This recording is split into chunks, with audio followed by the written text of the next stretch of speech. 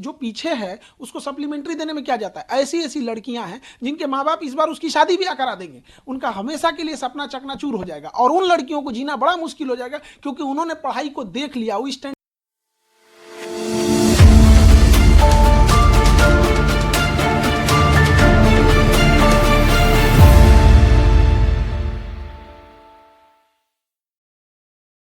Court में भी सुनवाई चल रही है और कई सारे पीआईएल हैं, हमारे टीम से भी पीआईएल है और उसमें जो लिस्टिंग वाली चीज़ है, अभी देखिए 34 नंबर पे है, टैकल होता है कि नहीं, कई बार डेट पे डेट आ जाते हैं, तो वो न्यायिक प्रक्रिया है, उस पर हम लोग नहीं कुछ कह सकते हैं।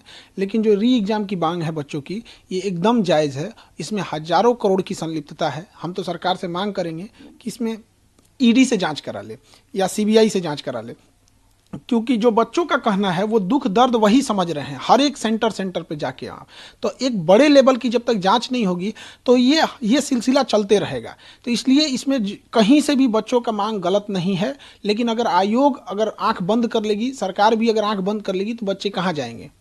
लेकिन लगातार बात तो ये सामने आती है ना कि बच्चों को पीछे से जो फंडिंग होती है, फंडिंग जो लोग कुछ लोग करते हैं या शिक्षक या कहीं से फंडिंग बाहर से भी आती है, तो तभी स्टूडेंट लोग वो आगे भी होते हैं। तो सरकार के पास इस फंडिंग को जांच करने के लिए ईओयू है, वो सेंट्रल की हेल्प लेके ईडी से जांच करा ले, सीबीआई से जांच करा ले। ये तो बात हो गया पल्ला झाड़ने का, फंडिंग हो रही है तो जो कर रहा है उसको वो समझे यहाँ पर। लेकिन जो बच्चों के लिए जो 4.5 लाख बच्चे हैं जिनके साथ ये अन्याय हुआ है, कम से कम उनको तो न्याय दिला दे।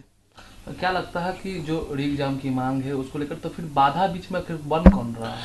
देखिए इसमें कई तरह की चीज़ें हो गई यहाँ पर, लेकिन हम इतना ज़रूर कहेंगे कि हमारी हाथ जोड़ के विनती है दीपक सर से कि थोड़ा आप बच्चों के लिए कर दे, कृपा करें एकदम यहाँ से, क्योंकि आप अगर वो चाहेंगे तो ज़रूर इस चीज़ों को होगा, सरकार तक वो सबसे जल्दी बात पहुँचा सकते हैं और वो कोऑर्डिनेट भी अच्छे से कर सकते हैं। लेकिन अगर एक हो गया कि उनसे आदमी जीवन भर में कभी उनसे कहाँ कुछ बोला है, कोई विद्यार्थी उनसे क्या किया है, लेकिन एक विद्यार्थी की ओर से भी हम कह रहे हैं कि दीपक जो सर से अभी हाथ जोड़ के विनती है कि अगर इन बच्चों का अगर वो री एग्ज़ाम करा देते हैं तो एक तरह से उनको लिए हमेशा ज़िंदगी भर बच्चे उन्हें भी याद रखेंगे। और ये जो मनोबल बढ़ा हुआ है शिक्षा के क्षेत्र में, इस शिक्षा माफियों का जो पेपर लीक करा देना, इनके लिए भी एक गिरोह का, एक नक्सल का एक पूरा जो नेक्सस है, इसको भी तोड़ना बहुत ज़रूरी है। तो हम विनती यही करेंगे, क्योंकि अगर ये लंबा जाएगा प्रोटेस्ट तो ये सरकार के लिए भी ठीक नहीं है, क्योंकि एक पूरा 2025 का ये मामला ही रहेगा। तो हमको ये नहीं समझ में आ रहा है कि जो सलाह दे रहे हैं सरकार को, उनमें क्या एक बच्चों के आगे झुक जाने में क्या जाता है कि हाँ भाई गलती हुई थी आयोग की और हमने इसे सुधार दिया, आपके हित में हमने री एग्जाम करा दिया। ये जो बच्चों की थोड़ी सी नाराजगी है, थोड़ा सा गुस्सा है, उन्हीं से होता है जहां से हमें उम्मीद रहती है। आज भी बच्चे सरकार की ओर ही उम्मीद लगा के देख रहे हैं, अगर इनका री एग्जाम करा देते हैं तो ये सरकार के हित में भी होगा, अन्यथा ये बच्चे अपना गुस्सा कहाँ उतारेंगे अगर इनको नहीं माना जाएगा। तो ये चुनावी साल भी है, तो कब आगे की स्ट्रेटेजी क्या हो गया? देखिए अब ये तो बच्चे इतनी बड़ी संख्या में जो इनके साथ अन्याय हुआ है, अब ये बच्चे लाखों की संख्या में धरना देने जा रहे हैं। अब इन बच्चों का कोई राजनीतिक लाभ उठाएगा तो इसमें क्या बच्चे क्या करेंगे, किसी को थोड़े भगाएंगे सब यहाँ। तो लेकिन अब राजनीतिक लोगों से भी या बच्चों से भी कहते हैं कि ये आंदोलन शुद्ध रूप से बच्चों का था, विद्यार्थियों लोगों से भी कहते हैं कि शुद्ध रूप से ये विद्यार्थी का ही आंदोलन होना चाहिए, तभी जाके हम लोग की सफलता मिलेगी। क्योंकि डायरेक्ट जो अगर देखेंगे स्टेक होल्डर तो बच्चे हैं, इनडायरेक्टली हम लोग हैं, क्योंकि हम लोग उन्हें पढ़ाते हैं, उनके साथ अन्याय होता है तो हम लोग उनकी आवाज़ बन के एक संगठित कर देते हैं, लेकिन इसका डायरेक्ट स्टेक होल्डर वो बच्चे ही हैं। लेकिन अगर आंदोलन लंबा खींचते जाएगा तो सरकार आंख बंद करके रखेगी तो बच्चे कहाँ जाएंगे। वो कोई प्रदर्शन करने का ट्रेनिंग लेके नहीं आए, उनकी दिल की तकलीफ है जो वहाँ पे इतने देर से रुके हुए हैं। लेकिन बीच में तो कुछ पॉलिटिशियंस है वो भी तो इन्वॉल्व हो जाते हैं। अब वो चीज़ें साइड हो गई हैं, अब सरकार को इस पे संज्ञान ले लेना चाहिए और बच्चों का री एग्जाम करा देना चाहिए। अन्यथा हम लोग का तो एक ही मांगे, हम लोग री एग्जाम लेके रहेंगे। और अगर हम री एग्जाम नहीं लेते हैं तो हम बच्चों, अगर सरकार कहती है कि हम री एग्जाम नहीं लेंगे तो हम पूरे बिहार में यही कहेंगे ना कि हमने अपनी झोली फैला के बच्चों के भविष्य का भीख मांगे और सरकार ने उसमें थूक दिया, यही कहेंगे हम अगर नहीं री एग्जाम होगा तो। आयोग है, अब सरकार नहीं मानती तो अब आगे आप लोग, अब बच्चे इसको अब जहाँ जहाँ प्रोटेस्ट करना होगा, अब फिर क्योंकि अभी बच्चों की परीक्षा है, 6 महीना बाद सरकार की परीक्षा होगी, तो इन बच्चों की नाराजगी लेके सरकार कहाँ जाएगी, इसलिए इनका री एग्जाम करा देना चाहिए। आपको लगता है कि चुनावी वर्ष अगर लगता, हमें पूर्ण विश्वास है कि अब री एग्जाम होगा। और ये हम बच्चों के लिए भी कहते हैं कि अब बहुत जल्दी हम जो बच्चे हैं इनका मेहनत बर्बाद नहीं जाएगा, इनकी मेहनत रंग ला रही है, ये अपने मुकाम तक पहुंच चुके हैं और बहुत जल्दी सरकार पॉजिटिव डिसीजन, हमको जहां तक लगता है कि बच्चों का व्यर्थ जाने नहीं देगा। बीच में थोड़ा सा गड़बड़ हो गया था ये सब, अब देखिए किसी बच्चे किसी पॉलिटिक्स को नहीं लेके आते, वो तो पढ़ने वाले बच्चे हैं, हैं, उनके पास इतना भी पैसा नहीं रहता कि गर्दनी बाग जाके प्रोटेस्ट कर सके। कितना 200-300 रुपये उनके पास एक्स्ट्रा रहता है, वो भी बीमार पड़ गए तो वो भी खत्म हो जाता है। तो बच्चों की मेहनत रंग ला रही है और हम लोग जीत रहे हैं और बहुत जल्दी पॉजिटिव आएगा और री एग्जाम होगा। नाले से भी उम्मीद है करीब। न्यायालय से पूर्ण भरोसा है कि न्यायालय कभी भी अन्याय नहीं करेगी और हम लोग के पक्ष में ही फैसला आएगा। अच्छा, ये टीआरई को लेकर है जो डोमिसाइल नीति है या फिर सप्लीमेंट्री, उसको लेकर आप? देखिए, बीपीएससी टीआरई ने मजाक बना के रख दिया है।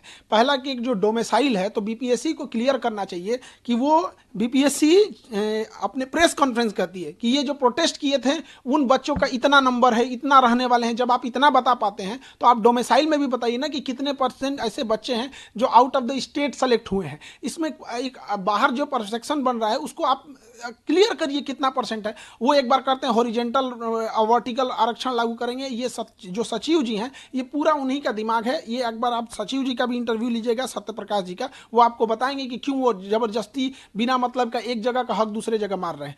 है प्रतिभा है, उसका कुछ कोटा है, वो सारे राज्य देते हैं, वैसे सबको करना चाहिए जैसे सारे राज्य करते हैं, वैसे हम लोग को भी करना चाहिए। दूसरा, बच्चों का तकलीफ कौन समझेगा? बीपीएससी टीआरई वालों का। उनका सप्लीमेंट्री रिजल्ट बीपीएससी रेडी है जाने के लिए, पता नहीं क्यों शिक्षा मंत्री किसके दबाव में आकर ये नहीं दे रहे हैं। अब शिक्षा मंत्री और एसीएस ये दोनों लगे, एसीएस हमारे आईएएस में टॉप हैं और हमारे शिक्षा मंत्री आईपीएस में टॉप है। ये आईएएस आईपीएस की लड़ाई में ना हमारे बच्चे पीस जा रहे हैं। अरे भैया, आप अपना ईगो, अपना ये सारी चीजें साइड रखिए, एक सप्लीमेंट्री रिजल्ट दे दीजिए। भीख थोड़ी मांग रहे हैं। एक बच्चे का सपोज कीजिए कि अगर उसका 6 to 8 में हुआ है, किसी का 9 to 10 में हुआ है या 11th में हुआ है, तो 2 जगह अगर उसका रिजल्ट हो गया है तो किसी एक जगह ही ज्वाइनिंग करेगा, एक को छोड़ेगा तो सीटवा उसको सप्लीमेंट्री देने में क्या जाता है। ऐसी ऐसी लड़कियां हैं जिनके माँ बाप इस बार उसकी शादी ब्याह करा देंगे, उनका हमेशा के लिए सपना चकनाचूर हो जाएगा और उन लड़कियों को जीना बड़ा मुश्किल हो जाएगा क्योंकि उन्होंने पढ़ाई को देख लिया, वो स्टैंडर्ड ऑफ माइंड देख लिया है।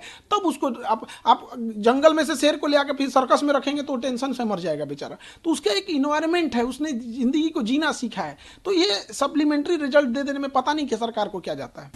अच्छा, ये अंतिम सवाल है, ये पीएम है वो परीक्षा पर चर्चा कर रहे हैं। देखिए, पीएम हमारी परीक्षा पर चर्चा कर रहे हैं, ये उनका बहुत सराहनीय प्रश्न है। लेकिन पीएम साहब बैठते हैं दिल्ली में और वहां से हमारा बिहार बड़ा धुंधला दिखता है। हम परीक्षा पे चर्चा करके और परीक्षा देके क्या करेंगे कि यहाँ सीटें बेच दिया जाए, परीक्षा ही में ही धांधली करा दिया जाए। हम लोग तो कह रहे हैं कि भैया री एग्जाम ले लो। तो पीएम मोदी जी से भी विनती है कि थोड़ा बिहार को भी देखिए, वहां से धुंधला दिखता होगा, अपने ही जांच करा लीजिए। यदि हम कह रहे हैं कि जांच अगर बड़े लेवल की जांच करेगी, सीबीआई, ईडी, अगर इस सब बड़े लेवल की जांच होगी तो जरूर इस चीज का पूरा भंडा फूट जाएगा और एक पूरा नेक्सस सामने बाहर आ जाएगा कि कौन इसमें संलिप्त है। जो भी विद्यार्थी है, जो भी शिक्षक है, अब वो हम सबको पता है कि इसमें धांधली हुई है। तभी हम लोग इतने बुलंद आवाज में कहते हैं सीबीआई जांच करो, वरना कोई कहे कि जो लोग संलिप्त हैं या सरकार से ही कहते हैं कि आप क्यों इस चीज को एक ईगो पे लेके बैठे हैं। बच्चे हैं, आप ही के बच्चे हैं यहाँ, तो मान लीजिए इस चीज को री एग्जाम